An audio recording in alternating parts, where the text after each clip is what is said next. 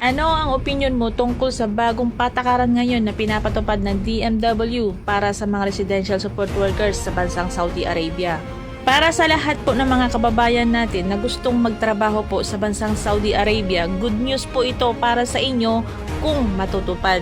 Guys, naaprubahan na ang job order ng DMW para sa mga tinatawag na residential support workers sa bansang Saudi Arabia. Ibig sabihin po, magtatrabaho po kayo doon bilang isang cleaners. Hindi po kayo under ng domestic workers visa. Under po kayo ng skilled worker visa. Hindi po kayo pwedeng mag-alaga ng bata. So, ibig sabihin po, maglilinis lamang po kayo. Stay out po kayo at ang sahod nyo po ay 1,500 riyals plus 500 po ng food allowance. Bukod po doon, magkakaroon po kayo ng free shuttle, hatid sundo po sa inyong mga trabaho at free accommodation po. Ang kagandahan po dito, pati yung overtime po ay may bayad. At sana po lahat ng mga patakaran nito at pinapatupad nila ay masusunod. Keep on updated lamang po sa mga nagtatanong. Pwede po kayo mag-comment down below para masagot ko po ang inyong mga katanungan. Ako nga po pala ang lingkod, Juency Fernandez po, isang OFW advocate.